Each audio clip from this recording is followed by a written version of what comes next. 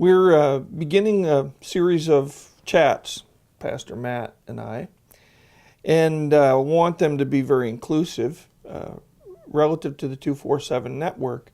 One of the things that we are becoming more and more conscious of is that God has begun to pull numbers of things together, and we believe that part of what faith means is to accept what God has given as a means of moving forward. So today we're going to talk about Hope Cafe, which has been around for a while, and Pastor Matt is the one who is responsible for that at God's prompting, and now it's sort of coming together with the 247 network, eh, Matt? Yeah, it's kind of coming to life, kind of being revealed as it's meant to be revealed. One of the challenges we've had over the years is that we knew what we wanted to do, but we couldn't go any further on our own. We knew that there had to be a connection with some other people. And all of a sudden we started to meet other people that felt the same way. And just the history a little bit, like so people know, Hope Cafe, you don't call it a church, right? Mm-hmm. It is an event that happens on Sunday. Right.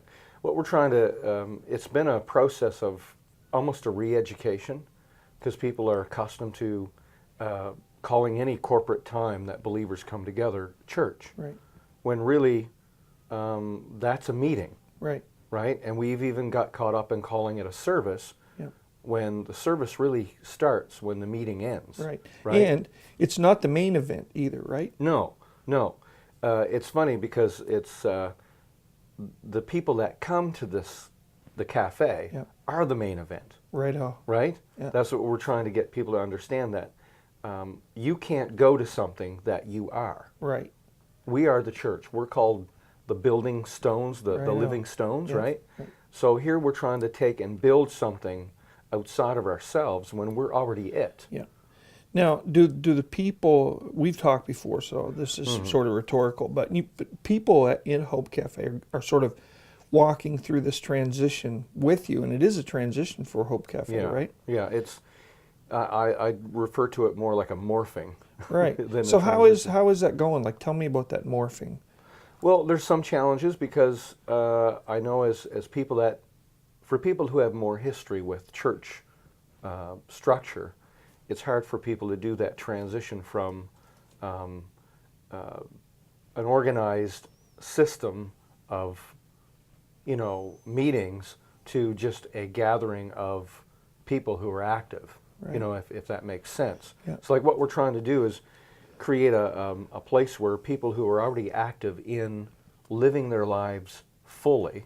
24/7. That's right, living their lives fully, to come together in a room where they can rub elbows with people that are doing that, celebrate that, and also get fed, infused, inspired, encouraged from the ministry each other they bring to the table. Right. And also have a time of worship as well, which we've tried to reshake it and reshape it and relabel it, but I realize that time of singing together really does lend to opening up the heart. Right, and it's more than singing too, Matt, because I mean, I've been there. You encourage interaction at Hope Cafe every step of the way, right? Right. We try to create a circumstance that while music is being played, worship is being done with the people, we encourage them, if they're feeling inspired to pray for somebody, whatever, they're free to do that. Right. And we find really beautiful ministry happens within that time. Now we don't even say a whole lot, and it naturally, I watch people that are engaged with the Lord in the deep place, and all of a sudden it's like, wow, they just heard God say, go over and lay hands and encourage that person over there, and they do it, and it becomes a God assignment in the midst of this, like that. right? Yeah. So the more interaction we get, the more activity that happens in the body, the more I feel that we hit the target. So is that then the idea that you want to say to people, or we want to say to people at Hope Cafe, that it's not important for you to just come and sit, it's important for you to come and participate? Right. It's like we're assuming that you're coming from a life that's actively moving. and actively participating in what God's doing. Right. So what we're saying is bring what that is and bring your story, bring the things that have been happening. Yep. Also, some people that are active have ways of doing things that other people have not even thought about. Yep. And that's really great. Right. Because I've heard people say, you know, I was sharing the other day in this situation, someone would say, man, that sounds so easy, I think I can do that. Yep. And so that gives us an opportunity. Okay, now that sort of gives us a picture of where Hope Cafes come from. It's a big, big picture, so we'll never exhaust it here. But for the people who are a part of the network and coming at Hope Cafe from that direction, what does Hope Cafe mean for them? Because that's what we've been given. So how does it play into the network end of things?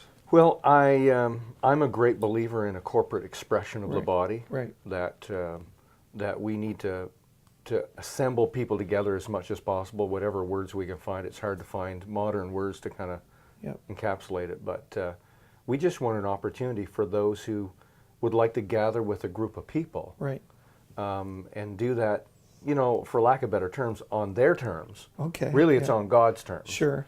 But on their terms, that they don't feel like they have to join something in order to do that. Right. Because, believe it or not, people have already joined something. When you give your heart to God, you're part of a family that's worldwide. Sure. So when people say, well, how many people in your church? I say, millions. Yeah. Because we are, honestly, millions. Right. And so this is just a corporate expression of our region of those people. Sure. Sort of a little tiny expression, at least, of some of the other things that the Lord may be stirring, right? Right. Yeah. Right. Yeah. So we're not asking people to sign up for anything. No. Then. No. They already have. Right. Already have. And the emphasis is not on them sitting. The emphasis is on beyond the meeting, right? Right. Yeah. It's the activity that's going on in the relationships that have already formed. Yeah. Do people?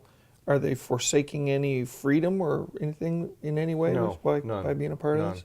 They might actually be getting more. Because some people are, leery of that, right? Right. Which is why they've moved outside of the four walls of the institution, right? Yeah. Good.